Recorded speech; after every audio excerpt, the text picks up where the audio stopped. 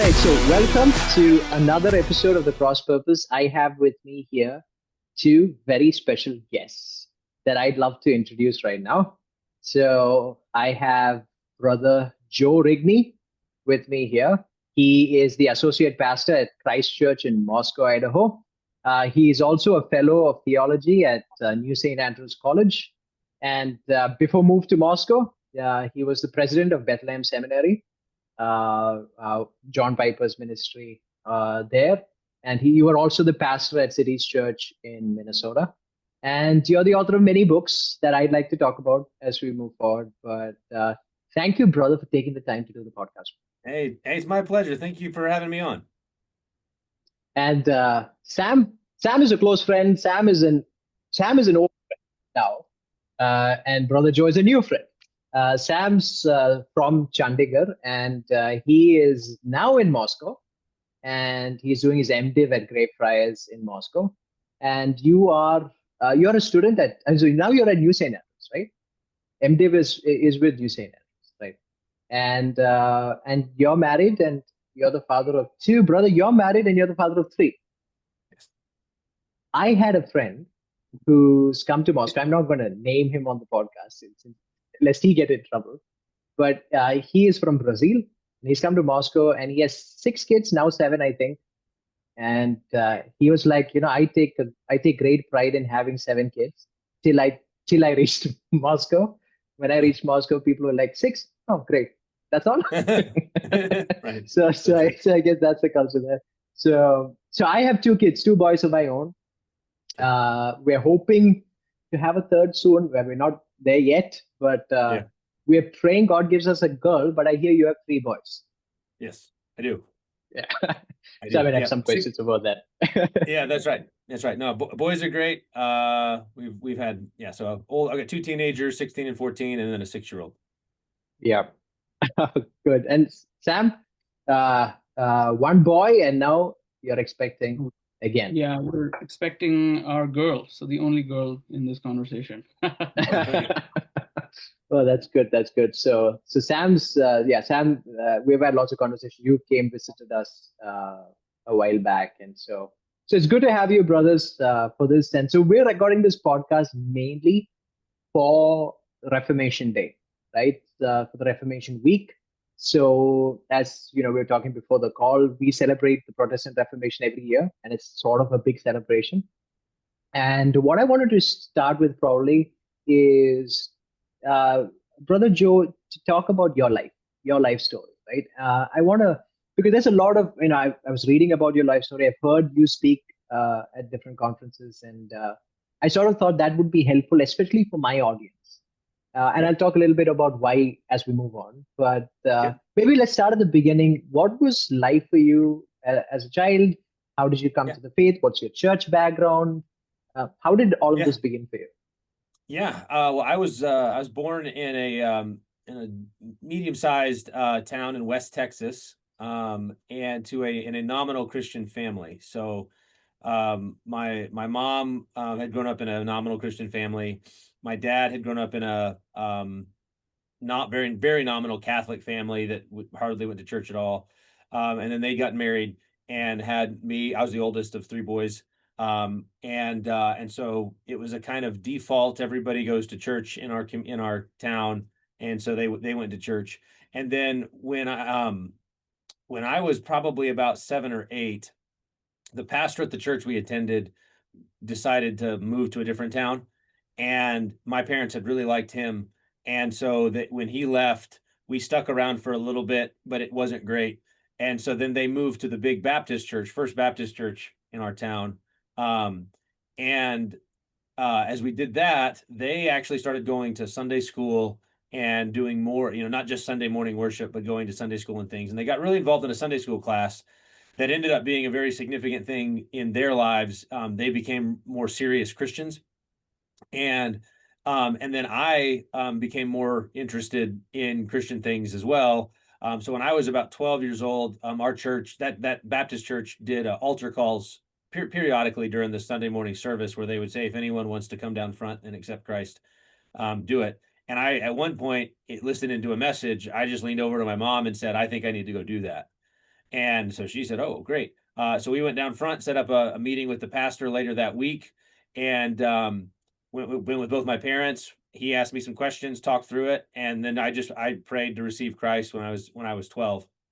Now, in hindsight, I may have already been a Christian, but that was a significant event in my own development as a kind of like I'm whatever this is, I'm in. And so then that's when I was baptized at that time. And one of the interesting things was my dad he may have been christened as a Catholic whenever he was a baby. But now he'd become a serious Christian. And so we were actually baptized in the same ceremony, which in hindsight is at the time was just kind of okay, great. But now it feels a lot more special. My dad passed away probably 12 years ago. So that was a significant thing. And my brothers and I can kind of remember there was a pretty significant shift in his life once he became a real Christian. He had a temper before, the kind of temper that he would just like leave whenever he would get upset and have to go take a walk or something. So it wasn't violent or anything, but it was he needed to go take a break, and that kind of went away. He became just a more engaged father in a lot of ways, and was always kind of present. And so we that set me on my journey. I was a very conscientious Christian as a kid when I was in junior high and into high school. And when I was into high school, the church we were going to planted another church across town that was a kind of more contemporary and a little more seeker sensitive in its approach. So the church had been at was a traditional Baptist church. This was going to be a more seeker sensitive. And my parents, for whatever reason, decided they wanted to go with it. And so we did all through my high school years, we were at a church plant that met in a school. And it was a really eclectic. The pastor of the church had been a business executive and then had two main influences on his theological development. One of them was Bill Hybels, who was kind of a church growth, seeker sensitive guy, kind of a Rick Warren, Bill Hybels kind of guy. And the other was John Piper. And didn't know I didn't know that wasn't a thing that normally happened. And so all of the ecclesiology, all of the church structure was very driven by, kind of the purpose-driven church or that seeker-sensitive model. But he would preach for the heart. He would preach for conversion, preach for life change, and he preached a big God. God did things for his glory. God did things for his name. And so that's what I grew up in. Through high school, I was active in the youth group. I was active in Bible study. So I went to Bible study on Tuesday. I went to youth group on Wednesday, church on Sunday. It's interesting looking back on my childhood because my house was the house. We had a lot of my friends would spend the night at our house on Friday night. And then sometimes they'd spend the night on Saturday night. And then sometimes they'd spend the night on Sunday night. So they'd come home with me after school on Friday and they'd stay through the weekend. And some of that was because their own home lives, I think, were a little tumultuous. But if they stayed with our house on Saturday, that meant they had to come with us to church on Sunday. And so we would do that because they were not Christians really at all. And now what's interesting is I've actually reconnected with some of those guys decades later who are now serious Christians. And you can kind of see these, like they weren't that way in high school. They weren't that way in college, but at some point something finally dropped and it's been really, really amazing to see God working that way. So we were at this a church plant, and then my pastor mentored me. So at some point I was trying to decide, do I want to be a lawyer? Do I want to be a football coach? Because I played football, and then, or maybe ministry. And so towards the tail end of high school, I had a pretty significant spiritual moment. I was leading I was a part of a youth retreat, and I was one of the leaders. But the speaker that week actually just leveled me in a sermon about the Apostle Peter and his pride, which I had plenty of. And so it leveled me. And then coming out of that, there was a pretty significant, I'd say there was a pretty significant jump forward in my own maturity. I was humbled. You're talking about Reformation. It was a kind of a reformational moment in my own life. And that's what set me on the trajectory to go into ministry. That's interesting. I was going to ask, especially since you said lawyer, was it a lightning strike on the road, similar to how Luther had it? So I actually, when I was a kid, I used to watch episodes of Law and Order. Like as a 12-year-old, I would watch Law and Order, and I would read books that summarized legal case, like books for kids that summarize famous American legal Supreme Court cases. And I like to debate and like to argue. And so I thought maybe I'll be a lawyer. But then once the Lord got a hold of me, it became, no, I want to go into ministry. I want to preach. I want to teach. And so that's actually what set me to go to Texas A&M, which is funny because it's a public university. It's not a Christian university, but there was a large Christian, when I went to visit, there was a large Christian community. And I thought, oh, I think this will help me to be a part of a community like this. Right. Yeah. It's so when you were talking about your parents, so that's hospitality, like bringing people. You could bring your friends home. So my parents have a big heart, and so when I was in college, I could just bring guys home whenever I wanted. They just so there's always food for everybody, and it was an open house. People came, and that's such a treasure when you think about that, right? So yeah. So from there, so how did you get into Bethlehem? Like from there to Piper's ministry, like what was that theological formation like then from there? Yeah, because just when you were talking about Bill Hybels and John Piper, because for us it was Paul Washer and Benny Hinn. You can't beat that. That was bad. So yeah, that's an unusual combination. Yes, it is. Well, so my pastor in high school had been influenced by Piper, but rarely quoted him directly. So it was only later, once I got into college, that I realized the connection. And I remember at one point, I think we had a time with our pastor. It was kind of an stump the pastor, ask the pastor, whatever theology questions. And so the question of predestination came up. I may have asked it and said, how do we do this? And at the time, I was sort of, it's both sort of guy, but defaulted to, free will. The word predestination is in the Bible. I don't know exactly what it means, but I remember asking this question, and he answered it actually by talking the entire time about God's passion for his glory, but didn't ever actually answer the question in a way that I thought was direct. And I remember being a little frustrated with that because he said, well, first we have to talk about, and then God, why does God do anything that he does? And God does things for his own glory, and sort of walking through all of these passages to do that. And I remember being a little frustrated. Now, in hindsight, I realized that what he knew was that we couldn't even answer this question about how does God's sovereignty and man's freedom relate to each other unless you first know what God's up to, like what is God doing things for? That had to come first. And so I'd heard things like that. But then when I went off to college, is when I actually started listening to Piper himself. So I started listening to sermons, mainly reading articles. It was the early days when Desiring God was just coming online, probably in like 2001, 2002.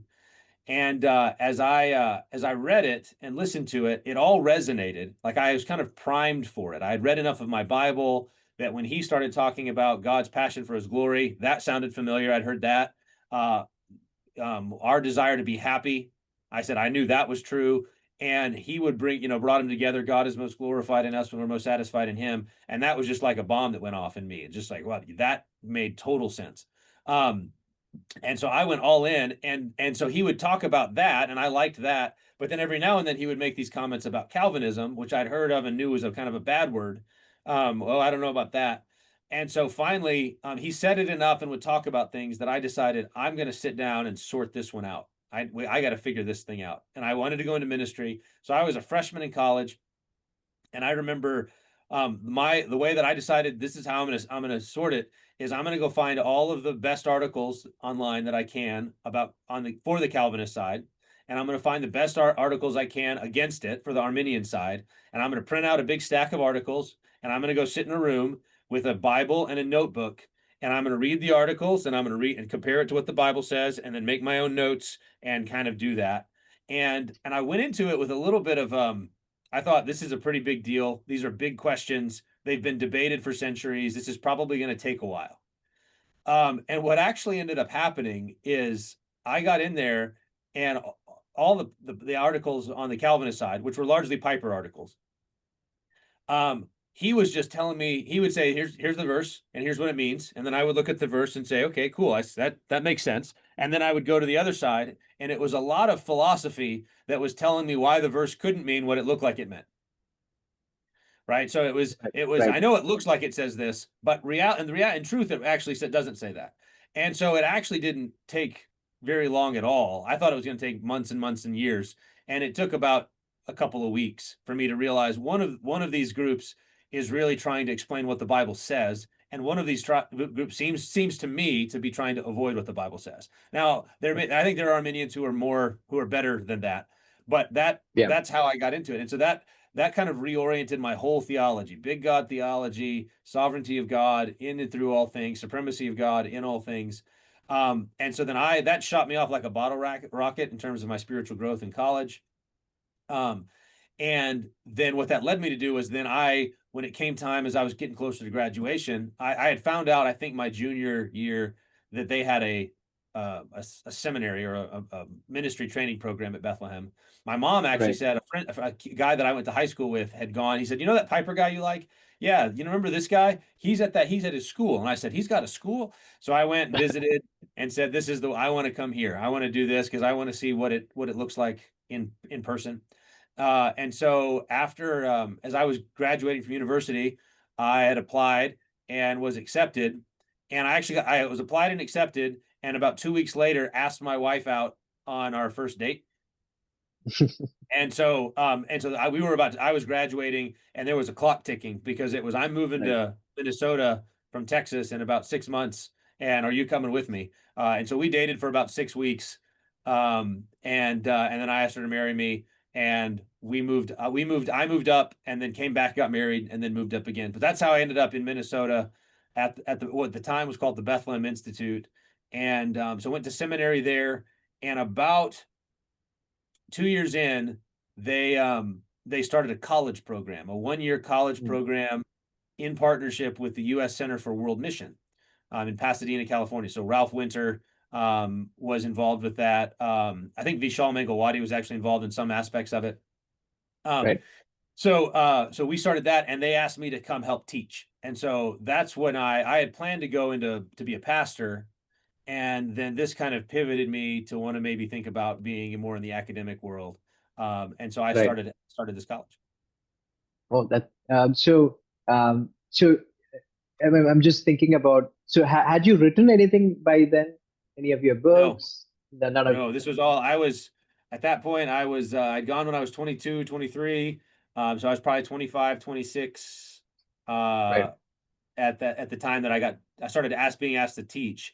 And in hindsight, it's a very funny thing to be so young and to be said, "Hey, we want you to help build a college." But they put a lot of trust in me, which I appreciate now. And we just, it wasn't just me. There was a number of guys, and we just kind of made it up as we went along. What are the big books that we want to read, and how do we do things? How do we learn? And it was a lot of fun. Right. So in fact, God is most glorified in us when we're most satisfied in Him. Has sort of been every Reformed guy in India knows it. Desiring God has sort of been foundational. Christian hedonism has sort of been foundational. But we were reading as a church, we were reading a book, Strangely Bright. And I've not read The Things of Earth yet. It's bigger than it's more intimidating. Right. But reading Strangely Bright, it was so encouraging, because there's a sense in which most people who do listen to Piper and listen to Christian hedonism and take that away, there's a sense of over spiritualizing it, right? Being satisfied in God means being satisfied spiritually, being satisfied in any way that you avoid anything that the world has to offer. But you sort of come at it from a different perspective. Is that how did you come around to writing that book? When and how did that happen from under Piper's ministry? Yeah. So when I was at Bethlehem, the way I would say it now is Christian hedonism resolved one tension, the one that Piper talks about a lot. I have a passion for my own happiness, and the Bible says I should have a passion for God's glory, and Christian hedonism says those are the same passion. Right. And in solving that tension, it creates a different one, which is, how do you love God and enjoy the things that He's made? Because of the danger of idolatry and the desire to be satisfied in God alone. And so I had in marriage, and as we started a family, I felt those tensions acutely in my own life, wanting to be satisfied in God and yet feeling the pull of the things of earth and wondering whether I was not spiritual enough. And at some point in that same time frame, so probably at the tail end of college, I started reading Doug Wilson. Right. And so I was reading Doug and in all through seminary. And in probably 2007, 2008, I started encouraging Piper that we should have Doug come out for a conference. He would be really great. He would bring something different. They had known each other. They'd been in a few conferences together. So eventually John invited him to come to a Desiring God conference. And then he came to about 2 or 3 over the course of about 5 years. He came out a few times. John went out to Moscow once. But it was really that sort of interaction that really helped me to put my finger on the tensions between loving God and enjoying the world. And so out of that, Doug had written a review of Desiring God, in which he kind of put his finger on some of those things. And I remember reading that and saying, yes. And so then that launched me into, I want to write a book about this. So Doug was coming out to visit between like 2008 and 2013. And I started writing Things of Earth in probably 2011, 2012. In fact, I remember the very first, it's a funny story. So the very first sermon I ever preached at Bethlehem, I think it was 2012. So the seminary guys would get to read scripture and do things like that, but Piper was always in the pulpit. But there was one Sunday where he was preaching at a conference, and I was a professor at this point, so they gave me the pulpit, which is a huge honor. And so I had been working on this Things of Earth stuff.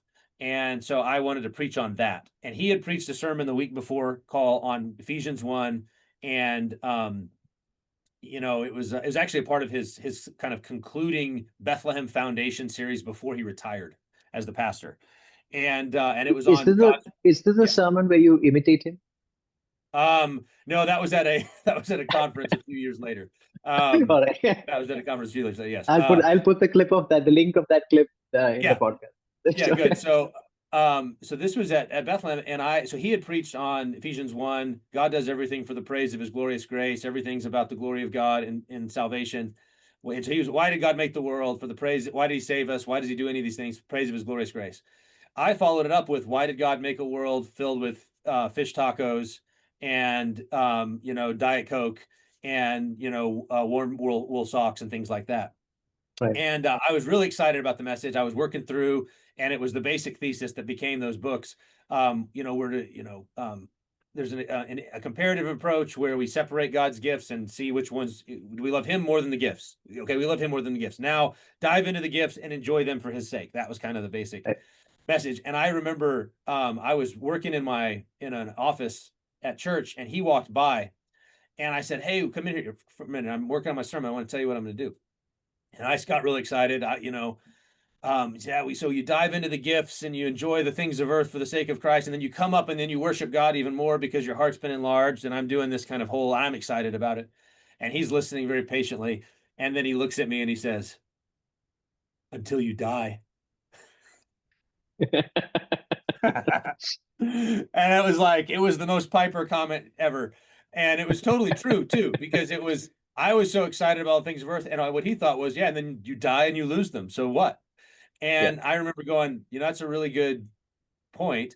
And so I actually changed that sermon. I added a whole section at the end about what do you do when you lose the things of earth? What do you do when you die, or when someone else dies and you lose things that are precious to you? And that was really important for me, because as I was trying to bridge this gap between sort of Wilson and his zeal for life and enjoying creation and things, and then Piper's Christian hedonism, I wanted to do it in such a way that it took seriously suffering and pain and the loss of good gifts and the call for self-denial. And so when I wrote those books, I had Piper kind of over my shoulder, not physically, metaphorically though, where I was thinking, I want to be able to speak about this in a way that takes the Christian hedonism thing forward and fills it out and pushes it into the corners, but doesn't lose all of the good stuff that's there. right? And Right. so that's what I did. And whenever it came time, I did it sufficiently that he was willing to write the foreword and commend the book. Yeah, yeah. So I was just looking at the forward just to make sure that Yeah, he wrote the forward. Yeah, he did. He yeah. did. Yeah. So yeah. So I mean, you brought up Doug Wilson, and so that was going to be sort of what I was going to talk about from Yeah. there. So Doug's Yeah. influence sort of comes in. I think the first time any one of us here got to know about you were those panels you did with both of them sitting on Right. the side, you know. And so people were very interested in the arguments both were making. I was very Yeah. interested in the guy sitting in the middle asking the question, sort of, Yeah. because Yeah. which side is he on? Yeah. If Both. this, you know. I'm both. Yeah. Yeah. So the way those came about, actually, so as Doug was coming out for these conferences, it was always, these were things I was actively wrestling through, living in Christian hedonism world, but with a big appreciation for what was going on in Moscow, Right. especially when it came to marriage and family, and especially when it came to cultural engagement. Like those were areas where I felt that what I was getting at Bethlehem was underdeveloped. And Right. wanted to get, and I was getting a lot of help from Doug's ministry in that regard. And so basically, since they were both going to be there, I just said, hey, why don't we do this conversation where I basically get them to help me wrestle through, you do this and you do that, and I like them both. And so what do we do? Yeah. And so they let me do that once. And then afterward, I still had more questions. And so when he came back the next time, I said, let's do it again. And so Yeah. we did two of those, and those were really it was a really sweet time. In hindsight, those aren't always, you don't realize always what you have. And Right. it was really great to have two of my heroes on stage and be able to ask them those Right. questions. But that was really what Doug was bringing for me. It was the earthiness, and it was the practical application to earthly life. And that meant Right. earthly life in my home. How do I love my wife? How do I raise my kids? And it meant earthly life in terms of the culture, in terms of eventually more in terms of politics. And so it was Doug. What I learned from Doug, my eschatology got rearranged. So around then I became effectively post-mill. I still had questions about particular passages, but When post-millennial. was this? Was this when you were a Probably professor there? 2009, 2010 was when that started to happen. And it was really what I was is I'm optimistic. It was, I don't know how to answer every question. The eschatology is really complicated. All the verses got to fit. And I felt frustrated sometimes at trying to make it all fit. But what I knew was Jesus is Lord. Great Commission is the thing. And that's our marching orders. And we ought to expect that it's going to happen. And, part of what Doug would say is, and it did. Like you can see the progress in history. You can see the growth of the gospel from the early church to the Middle Ages, to the Protestant Reformation, to the global world. Like you can see the gospel just expanding. And so the idea that God would do that, and not just have like a little sliver of the elect being saved, but that he would actually be pervasive, made a lot of sense. I then also, through Doug, about Christendom, the idea of Christendom being a good thing was a new thought for me whenever I kind of encountered it. And but it made sense. Supremacy of God in all things, including politics. That made sense to me. Right. So that was how I was kind of reconciling, was I had a foundation of supremacy of God in all things for the joy of all peoples through Jesus Christ. And then Doug was helping me push that into areas that Piper really never did, and never had, and would admit and say never had an interest to. That was not his calling, not his Right. interest. And so that's what I did. And I did that. I was a professor at Bethlehem from 2007 up until I left in 2023. And I was teaching classes on Bible and theology, and then philosophy and history, and literature. I got really into literature, classical Christian education. I got a master's from New St. Andrews in classical Christian education, so I could better teach great books. And so I was teaching all of that and just kind of filling out all of my theological understanding over that kind of decade or so. Yeah, and I think around the time you moving was a big thing for us. Okay. I think my world we spoke about it back then. About time. It's about time. But just sort of that part of it, right? The move to Moscow. Yeah. And the sort of growing interest. So we kind of when we started getting more involved in terms of learning stuff happening in Moscow, just taking all the resources, same things you said, like family, the importance of home and church. The thing that you come against is immediate opposition, right? Which is, hey, he's an extremely controversial figure. That was sort of the big pushback. And I used to always be like, yeah, so is Jesus. That didn't, that ought not to prevent us from going after somebody.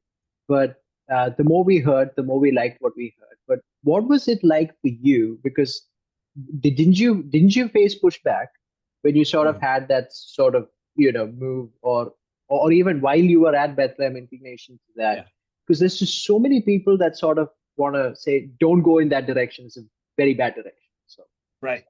Yeah. So during that 5 or 6 years where there was lots of traffic back and forth, when Doug came to Minneapolis a number of times, Piper came to Moscow once, it was all good. And it was basically, we're all, this was the Together for the Gospel era, where we're all united on the big theological things, big God theology, sovereignty of God, gospel. And we may have different on secondary issues like baptism or the charismatic gifts, there may be differences. And in terms of ministry philosophy, sort of Piper's more Jeremiah, the weeping prophet, and Doug's serrated edge. Those were all differences, but it was all friendly differences, right? It was all in bounds. I think in America, at least, as what eventually became wokeness, as well as the rise of Trump, like those two developments in the culture basically fractured a lot of that unity that had existed in 2005 to 2014. Right. It made it harder because now these cultural questions, how do we engage with the political, Donald Trump, the ethnic minority, racial harmony kind of question, all of those became very fraught and intense. And I think from where I was, I think that there was a growing, there was also the time where Moscow, they started doing No Quarter November, where they would turn it up even more than normal for a month. And which is the sort of thing I liked it. But there were others who really didn't in my circle. And so there became this kind of pressure, subtle, but like, we're just going to not spend that's over now. We're not going to have the same kind of traffic, except I still was. So I was being asked to speak in Moscow. I came out and gave lectures, which was fine, but it was a little fraught, tense.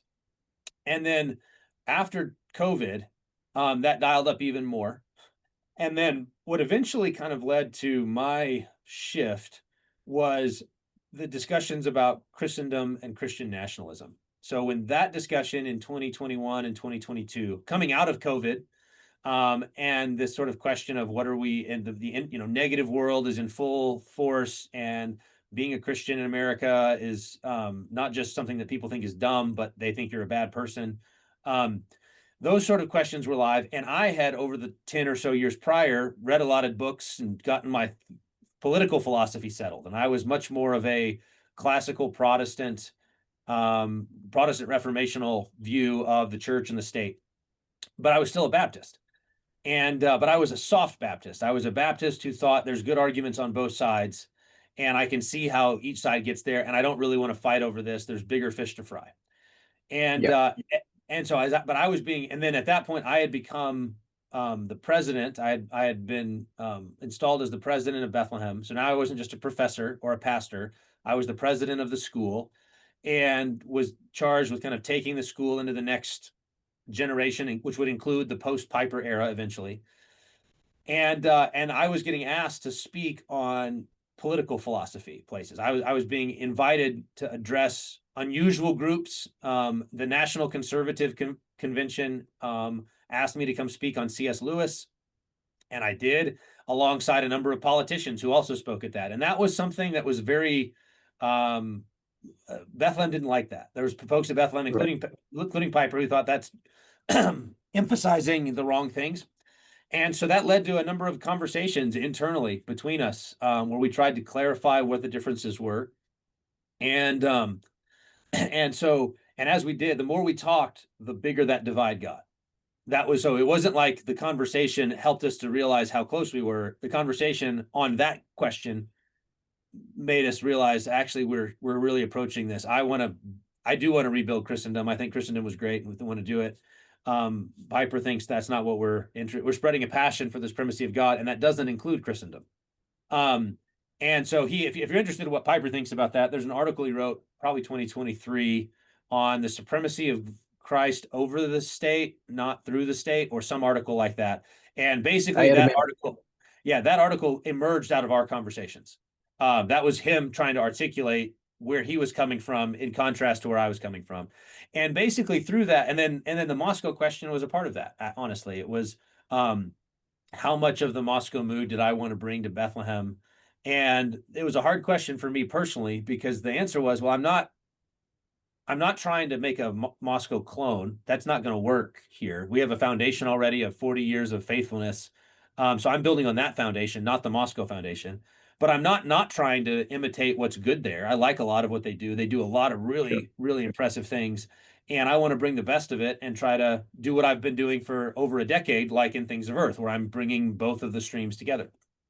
And so it was a hard question. And basically what it came down to was, given the substantive differences on Christendom and political philosophy, and given my role as the president, and given a kind of desire to not imitate or stand too close to the Moscow mood, it just became evident to me that I wasn't going to be able to lead effectively this institution. And I loved the institution. I built it. I'd been there from the ground floor and had such gratitude for everybody there, that I didn't want to in any way blow that place up by having a big fight that was, I thought, unnecessary. So it made more sense to me to say, I will resign as president. I knew I had friends out here. Ben Merkel, the president of New St. Andrews, Doug's son-in-law, has been a good friend for over a decade. Right. And so I called him and said, hey, I'm maybe looking to make a change. We're in the middle of it. And they were able to find a spot for me. And so what I wanted to do was I wanted to leave in a way that honored Piper's influence on me, all of my colleagues and friends. I didn't want it to be acrimonious. I didn't want to, make a big stink about it or point fingers, because it really was just a difference of opinion, right? It was a difference of ministry approach, and it was a difference of priorities and a difference of theological position. And so I wanted it to be like, that's fine. I still love these people and want all the success in the world for them. I think by the grace of God, we've been able to do that. Like I left graciously. They sent me graciously. I made the move. I've felt right at home here in Moscow. It's been a really fruitful season of the last 2 years getting on the ground. I've hit a different gear in terms of my own ministry here, that I don't know that I would have been able to make there. But I also have a lot of friends there and recommend the school to students. If you don't want to come to Moscow, Bethlehem's a great place, especially if you don't like the Christendom stuff. You can get the great books and the theology and the Bible and all that stuff, and it's fantastic. Yeah. I think when the whole social justice wokeness was exploding, sort of what we were witnessing everywhere was the I am of Paul, I am of Apollos, people choosing sides. And for us, I think for us, looking from the outside far away, the conflicts look more severe than they probably are, or even personal. You sort of imagine what it must be like, sort of. And so these sort of conversations sort of, I think, opens the eyes to a lot of people to realize that no, there's a gracious way to do this, because downstream from that, the sort of conflicts that happen are pretty severe, right? And one of the things that I was sort of upset about during that whole time was, here we've sort of in many ways survived off of the fruit and resources put by many of the pastors from the West, many of these ministries. And wokeness hits, and most of them were silent, right?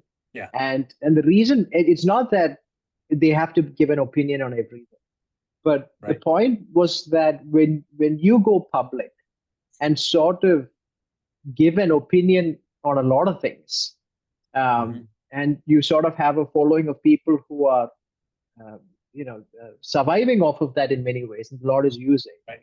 Silence is a message at the end of the day. And so during that time, Moscow is putting out stuff, right? Right. unashamedly, as always has been. And sort of we sort of went, that's what we want to be like. We don't want to not be gracious, not make friends, not go to places. We want to be the sort of people that extend a right hand of encouragement and friendship, and at the same time be open to speak about everything that needs to be spoken about, not be Right. afraid of talking about this and what might that cause, that sort of a thing, so that's been a good encouragement for us, and we've sort of, that transition, as we've watched your transition there and been blessed by the stuff that you've been doing there. So how did the pedo baptism shift happen? Yeah. So in one of the things that had happened, as I had sort of like I said, I was a soft Baptist, meaning I was 60-40 persuaded of the Credo Baptist position at Bethlehem. Saw really good arguments from the other side. And it kind of just left it alone. Like once I settled, I was okay, that's what I am. And I'm just going to keep doing ministry. But I was filling that out with covenant child rearing, which I was learning from Wilson. And then I was filling out my political philosophy in terms of how does the church and the state and all of these institutions relate to one another. And I was doing that in a very reformed Protestant way. So Calvin and Richard Hooker and these sort of thinkers and Doug. And I felt like I had a package that was basically Protestant political philosophy, covenant child rearing, and credo baptism, and it was fine. It was working. But I was having people, especially other Baptists, basically saying, you can't do that. Like that's inconsistent. You can't embrace the political philosophy that you are and stay a Baptist. And I said, I think I can. I'm going to. I'm doing it right now. Watch me. But in the midst of the transition, as I was on my way out, one of the things was I basically pulled the baptism issue off the shelf again. I'd been on the shelf. I hadn't really actively considered it in a decade, probably. And I pulled it off the shelf and said, let me just check again in light of the other things that have been clear to me. And when I did, I said, oh, okay, now I think I am seeing something that had to do with covenants, had to do with the objectivity of the covenant and what the meaning of the covenant signs were. And then the place of children in God's purposes and people. And so I pulled that off, and that kind of then made it went from 60-40 to 50-50 real fast. And it kind of stayed there. I didn't want to make any abrupt changes while I was in the midst of moving across the country. But once I got here, continued to kind of read things, read some more Baptist stuff and said, okay, yep, the problems that I thought, the weaknesses of that argument, I think are still there. Which had to do with the idea that every member of the new covenant is regenerate. And then it was like, well, why are, and unlike the old, and I said, well, why are there all these warning passages that are basically saying what happened to them could happen to you? What happened to the wilderness generation could happen to you. And I said, well, that means that we're in the same kind of covenant they were. It's the same covenant, just a different administration. So that's where that kind of thing came from. And so eventually I shifted over to Pedo Baptist about a year and a half ago. We baptized our youngest as a result. And I think the difference, this is actually the interesting thing, is I thought in making the shift, because I had been a Credo Baptist with a lot of appreciation for Pedo Baptists, and now I was just flipping sides, and it was the same. I still had a lot of appreciation. I get why Credo Baptists believe what they believe. It's not a dumb argument. But so I thought it would be the same. The difference actually did come up in my parenting. That was the biggest difference that I felt. And the basic thing was this. I think even so, think about 3 different ways of parenting. There's a way that certain Baptists can try to parent out of the decrees of God based on God's eternal decrees. So meaning you're always trying to figure out whether your kid's elect. Is that real faith? Is that just, he's just doing it to please me, or is he doing it to please God? And you're kind of scrutinizing the little faith of your children to see, are they really born again? And in doing so, you're trying to read God's eternal decree of election. And I, as a Baptist, I hated that. I didn't want to scrutinize my kids that way. I wanted to encourage their faith, not squash their faith. So I had moved away from that and instead said, look, I'm going to do covenant child rearing. They're in my house. God put them there because he wants me to raise them as Christians so that they become Christians. So I'm going to teach them to pray, and I'm going to teach them that we are, this is what we do. This is what we do. And I'm going to use the we language, even though they're not baptized yet. And I maybe don't know for sure, but I'm going to sort of parent. And so I would say that's parenting out of providence. Right. So God has providentially put the kids in my house, and so I'm going to parent in light of providence. And I thought that's about as close as a Baptist can get to paedobaptism. We're just going to wait on the water until they actually make a mature profession. Right. Then when I shifted, all of a sudden I realized the felt difference in parenting out of the promises. So not parenting off of trying to read the decree, not parenting out of generic providence, God's sovereign over everything and put our kids here. But instead, no, God made promises to me as a father. He said, I will be God to you and to your children. That promise was in the old covenant. It carries through into the new covenant. God is God for us and our kids. And so when I'm addressing issues in my home, I'm doing so out of faith in God's promise, which is different than God's faith in God's generic providence. That was the biggest difference that I've felt and my wife has felt as we've tried to, now raise teenagers. It's parenting out of promises. Yeah, I had a question for a famous Baptist pastor who was probably the Baptist pastor. And I sort of asked him the question, how do I theologically, with consistency, teach my unbelieving son to pray Our Father? Or are there things that I shouldn't teach him to pray? Where is my son at covenantally? And so the best response I've gotten is, you're thinking too much. Right. Right. And but as a pastor, I can't help it. Like, this is what I teach my people, and I can't take that answer. And so we were an Armenian church that became Calvinistic by preaching through the book of Romans. And I'll just say that we are a Baptist church preaching through the book of Hebrews. Okay. We'll see what happens at the end of that. So that's been encouraging. And so Sam, just to I've just kept you there. You're watching the whole conversation, but just your journey from India to Moscow, and now Brother Rigney is there. How has the transition been for you? Yeah, I'm just having a grand time seeing both of you interact. People I've had interactions with. So let me give you that, and then if you don't mind, Pastor Mike, I would like to land this by asking Pastor Joe a question Sure, about please. education and stuff. So yeah, my journey, I grew up in church in North India, pretty liberal, Episcopal is what they call it in America, denomination. I was discipled by Campus Crusade in college, and I was at Delhi Bible Fellowship in Delhi Central. That's where I was discipled. I grew. I was super into apologetics before I was converted. Once I was converted, I was like, this all philosophy stuff is garbage. Just give me the Bible. Right. That's when I found out John Piper, super liked him so much. Came back to apologetics in the context of like college discipleship and those kind of things. That led me to Bodhi Bakum and other Ligonier and other stuff like that.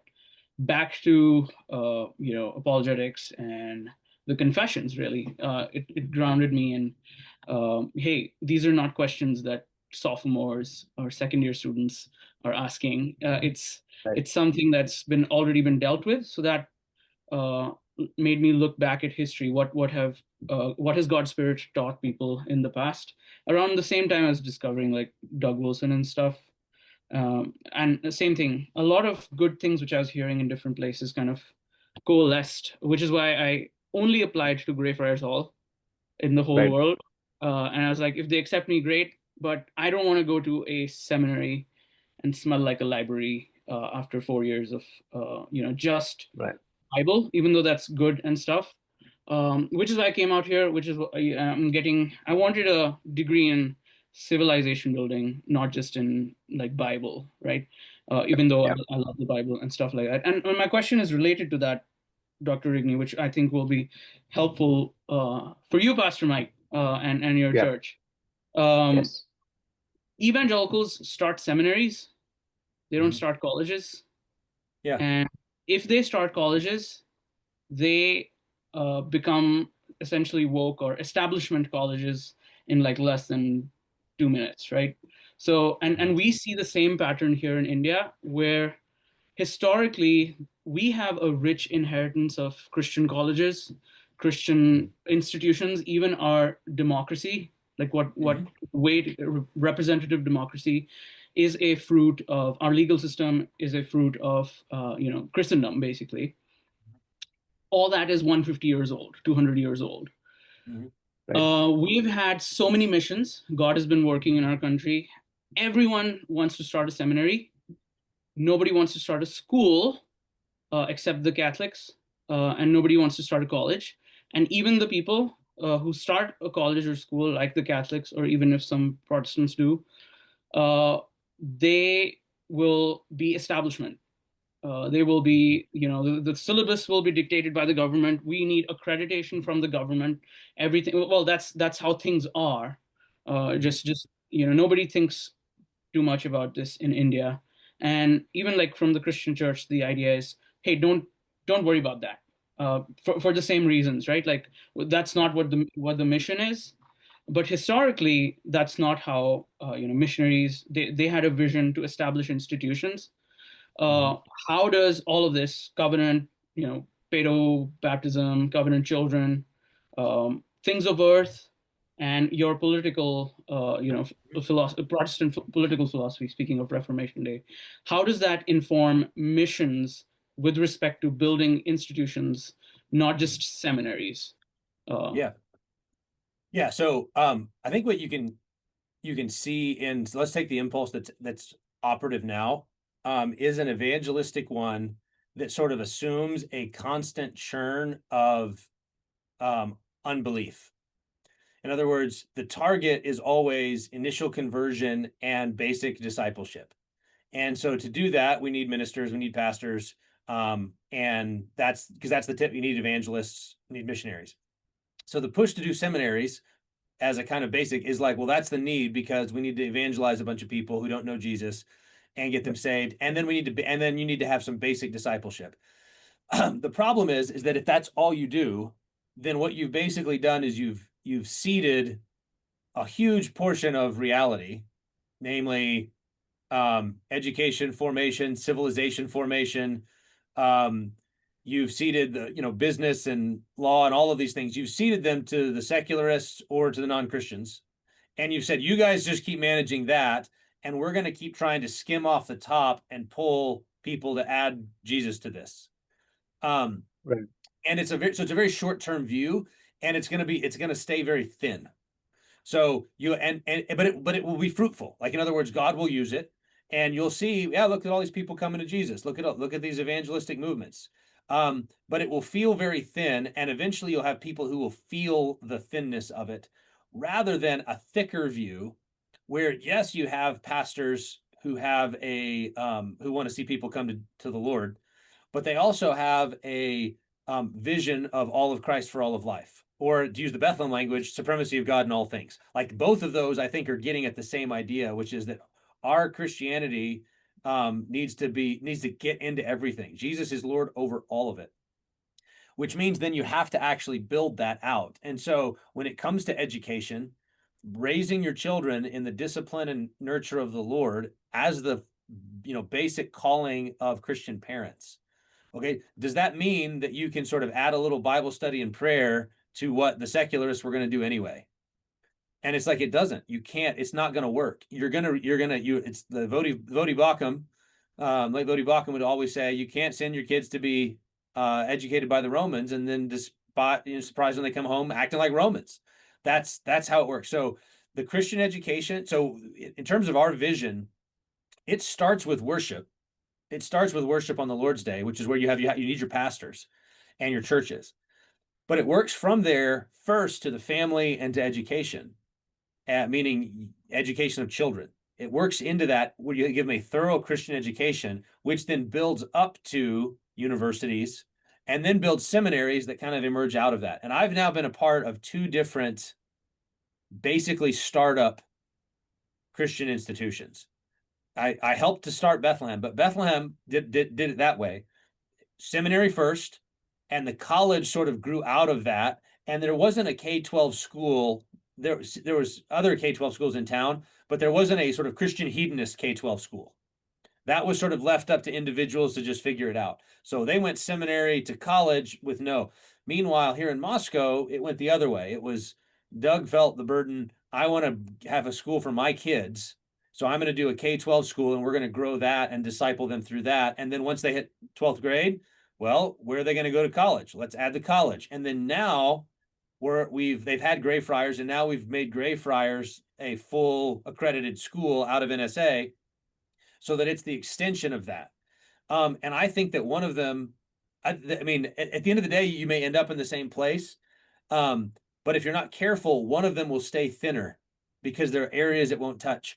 And the other one will be thicker, and it will have a long view. It will say, what seeds are we sowing today that will bear fruit in 100 years? Like, what are we doing now? What are we building now that will bear fruit in 100 years? And which means you have to have a long view, a covenantal view, a hand the baton from generation to generation, and God's faithfulness from generation to generation. That has to be in the mix. And if you have that, you will build differently than if you think, well, we're always just trying to skim off the top of whatever the world is dishing up. And we're going to try to take the cream and the Christians and evangelize some people, but that's as deep as our vision goes.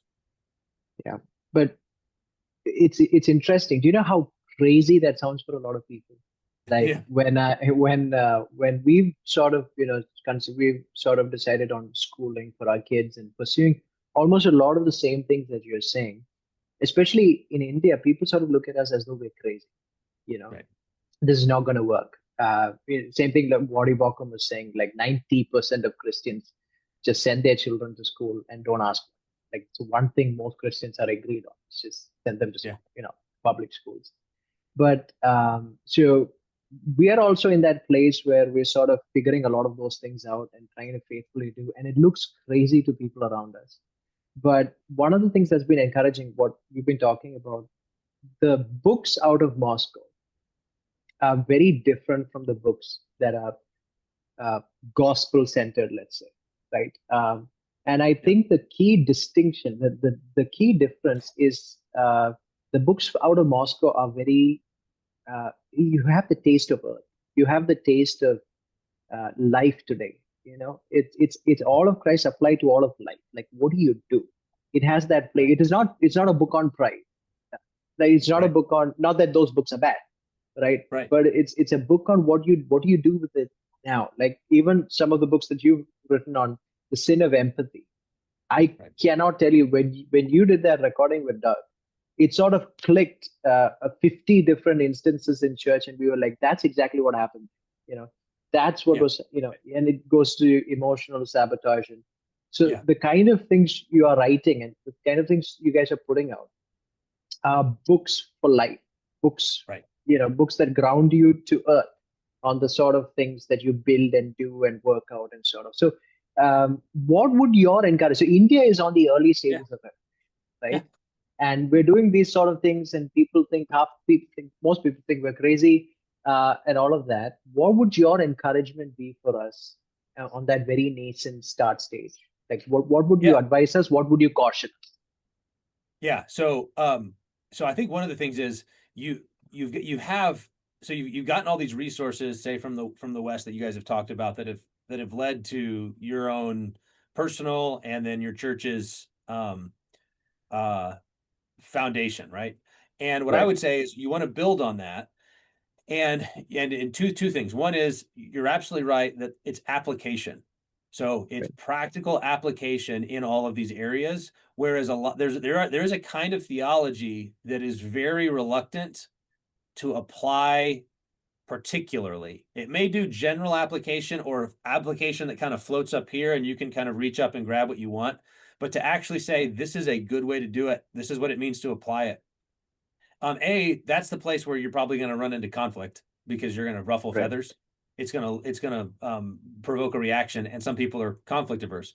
But if you apply it, and if you do so faithfully, patiently, and you think long view, don't think flash in a pan, don't think what could happen in 6 months, think what could happen over decades. And so there's a plotting. You mentioned the productivity, kind of like it's plotting, and it's a do what you can with what you have. So I think one of the great temptations for you guys would be, you look over here and look at what's going on in Moscow, and you could probably you could be discouraged, and you could say, "Wow, look how far down the road they are. Look at the publishing houses and the ministries, and look at the multi-generational faithfulness. Look at all of that, and we don't have it. We're just starting out." And it's like a kid in first grade looking at what a sixth grader can do, and going, "Wow." But the point is that if you're faithful, you'll get there. But you've got to you got to be faithful with what's in front of you, not what's in front of him. You don't have to do sixth grade work. Do first grade work faithfully. And so one of the things that I've been most impressed with, this was, I think, a surprise when I moved to Moscow, having seen it all from the outside, was that do what you can with what you have mentality that says, well, I've only got 5, loaves and 2 fish. I guess I should be faithful with that. I've only got these 5 smooth stones. I guess I should be faithful with that. Instead of waiting and waiting and waiting to build up enough resources to have something big, Logos School started in a basement. New St. Andrews was started in a living room. Canon Plus still operates out of an old automobile garage. It's a garage. The church up until this year met in a gymnasium for most of its history. And so you just see that this, we're not going to let the small beginnings be a discouragement, but instead we're going to build on them, and we're going to say, let's be faithful with it, and then trust the Lord to do it. So, and it's hard. It's a faithful plodding in a long term is not easy, because there's so many discouragements along the way, but that's what God called us for. Right. Amen. And courage, right? Courage is lacking everywhere. And that's a good encouragement. So we're celebrating Reformation this month, and sort of want to put this podcast out as an encouragement for everybody listening in. What if anybody wants to read your books? What would be a good place to start? Well, I think the things are the Strangely Bright's probably the easiest way in. If you've read that one, if Leadership and Emotional Sabotage is by far my best-selling book, and it's not close. It's not. It's the one that just hit a nerve and went. So probably that one. And then Courage. Actually, I got a little book on courage. How the gospel creates Christian fortitude. That's designed to be a boost. But what is courage? How does it work? Where does it come from? It's contagious. How can you encourage people by your own courage? Things like that. So that would be another one that if cowardice is a problem, or if the tendency to shrink back and not take risks is a problem, then Courage and Sabotage would both be good places to start. All right. So before we close out, can I just ask one more question, which is, we were talking about this before the podcast as well. So when you're encouraging all the resources we're getting from the West to consume them faithfully, but a lot of people ask us not to consume you, right? But you sort of encourage us to consume all of them. Be open and be sort of. And so I think a lot of people have the tendency to see Moscow as divisive, Moscow as wanting to fight other Christians, which we who have closely followed don't feel that is true. And so I want to encourage a lot of our people who listen, who've sort of been warned from following you guys, to take this as an encouragement to listen to you guys, right? So maybe just a word on that. So a couple of things. I think part of what goes on there is, one, the reason that people think we're divisive is because we do sometimes make public criticisms of other Christians. But we make them, but the goal there is, hey, we think these issues matter. And so open discussion, open debate, open conflict is actually a valuable thing. And oftentimes, I think other ministries are open to discussions and debates, provided it's about theological stuff. So we can debate baptism, or we can debate spiritual gifts, or we can debate church polity. Those are safe debates. When you start to debate application, it's not safe anymore. And we're willing to have debates about that. But we're also doing so wanting to extend the right hand of fellowship to other Christians. And that's unusual, because often it works the other way. So others want to have debates about safe topics, but will never criticize other ministries publicly, but they will pressure others to not associate with other ministries privately. Right. And so Right. the optical illusion is that one group is being divisive because Doug wrote a blog post in which he was critical of some other ministry.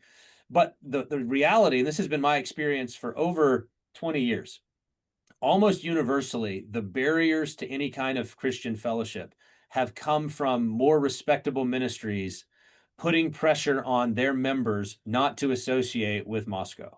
And it's all behind the scenes. It's backroom pressure. It's bad, it's dangerous, it's going to lead to bad places, which then I think actually leads to what I would say for those who are benefiting is there is an element. Jesus told you how to evaluate things like this, right? You will know them by their fruit. You will know them by their fruit. And one of the things you should be doing is you should be going, well, what's the fruit? What do I see at a distance, across the world? And then what do I see in my own life and family? What do I see in my own community? The people who have been most influenced by Moscow, by Doug's ministry, what are their families like? What are their marriages like? What are their communities like? And I think I'm more than happy to have that be the evaluation thing. Is I would put the fruitfulness of our ministries up against other ministries and say, I'm not saying that the other ministries are bad. They maybe have great things going on too. I'm just saying what's going on here is really good, and you can see it. And I think if you're in it and you're going, but everybody else keeps pressuring me or criticizing me, it's like that's where patience. Paul does this in his letters where he says to the Corinthians, you guys are my letter of recommendation, right? Like I planted you as this church and everybody's criticizing my apostleship. You're my letter of recommendation. Like you're the proof. And so live like it, be like it, live into that. And I think that's how the mindset you should have. It's just, I'm going to do it. I'm going to be faithful. I'm going to be the most joyful, grateful Christian. I'm going to have that mentality that says I'm ready to be friends with any Christians, and I don't care if they don't want to be friends with me. I'm going to keep doing what I'm doing. So I think that mentality of joyful, glad-hearted, out-rejoice. One of the things and this is especially coming true now in America, is there's a begrudging. For years, people could look at Doug and say, the fruit's going to be bad. If you do the Moscow mood, if you do the serrated edge, if you write that way and build that way, the fruit's going to be bad in 20 years. They don't say that anymore, right? They have to point to places outside of Moscow and say, well, this group read a Doug Wilson book one time and they're kind of acting ornery. So that's the fruit. It's like, that's not the fruit. The fruit's here in Moscow. How many generations of family faithfulness do you see? And everybody has to begrudgingly grant, well, whatever else Doug's done, his kids love Jesus, his grandkids love Jesus, and it's not just his family. There's dozens and dozens and dozens of families in this church that have been here for 20, 30 years who have multi-generational Christian faithfulness. And so it's getting harder and harder, and I think that will continue. If God's kind and we may remain faithful, I think that will only commend itself even more. And so at some point, that's the risk you're taking. If you keep listening, you go, well, I think that's where God's at work. I think I can see it in my Bible. When they tell us this is how you parent, here it is in the Bible, right? That's the test. Yeah. So, brother, I have hundreds more questions I could possibly ask you. Keep going on and on and on. Like I said, I'm taking some of our brothers through more than a battle. And so they're going to call me. I'm already getting messages from them. Did you ask this question, that question? We don't have time for that. Maybe, hopefully, in the future, I'll get you again for maybe discussing one of your books more specifically. But brother, I want to thank you again for both of you guys for being on the podcast, for having this conversation. And to close it out, Brother Joe, could you pray for Reformation in India for all the listeners of this podcast? I want to encourage everyone to go to Canon Plus, devour the resources there. It's really precious. You can follow up on all platforms, I guess, on YouTube and all of that. But do get some of the books from Brother Joe. Really a blessing, and any of the resources there. So I want to encourage all the listeners to do that. So, brother, if you could close us in prayer and pray for the people of India. Yeah. Lord, I'm grateful for these brothers and grateful for their labors. Lord, I pray that they would not grow weary in doing good, but that you would encourage and strengthen them in their faith, that they would take heart knowing that Christ has overcome the world, that they would be encouraged by fellow Christians, by other models, but ultimately that would be grounded on your promises to be with them to the end of the age and to bless and uphold and strengthen and establish the work of their hands. So Lord, we do pray for deep roots, deep foundations, for people to come to Christ, and then to all of Christ for all of life, supremacy of God in all things, a passion for God's glory, working its way into every sphere, every area of life in India. And Lord, we trust and pray that you would do it for the sake of your Son. In his name we pray. Amen. Amen. Amen. Thank you so much. Thank you so much. Yes, sir. Thank you, guys.